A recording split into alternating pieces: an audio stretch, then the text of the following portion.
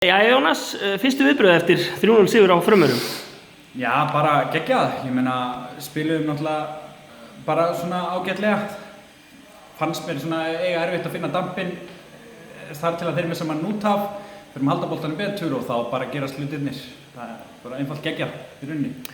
Það var kannski mikilvægt fyrir, já, sérstaklega ykkur að missa ekki hausinn því að Framarar reyndu kannski smá að hleypa leiknum upp í vitleysu þarna stuttu eftir rauðaspjaldið. Já, og ég held nú að svo sem vitleysisgangurinn okkar hafi svona ítt undir það líka hjá þeim og það var svona pínu vitleysa í gangi hérna svona 10 mínútur til eða frá eftir rauðaspjaldið og svo róast þetta í seinni hálfleik þegar við tökum bara fund í hálfleik og ræðum það bara að þetta fer ekki til töðunar okkur og okkar heima, þetta er við sem stjórnum tempóin hérna og það er enginn að fara að byrja því.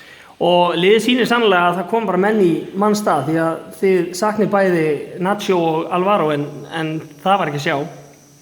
Nei, ekki í dag, en sko það er þannig að það er alltaf velli vinna og þeir eru frábæra leikmenn en við erum með 20 manna æfingahóp og ég held að 20 af þeim séu allir geggjaðir og ég meina menn þekki bara sína styrkleika og við spilum okkar styrkleikum í dag alveg óháð hvort við séum Alvaro-lausir Þórsarar eða Nacho-lausir Þórsarar þá bara gerðum við virkilega vel.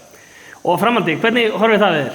Já, bara næsti leikur, Magni held ég og það er bara þannig að þegar maður ætlar að taka þátt í þessari toppbaráttu þá tekur maður einn leik í einu, maður tekur 3 stig í einu og stundum ekki neitt eins og í síðasta leik en við ætlum ekki láta það að koma fyrir aftur og þannig að ég held að framhaldið sé bara bjart og það er létt yfir í þorpinu.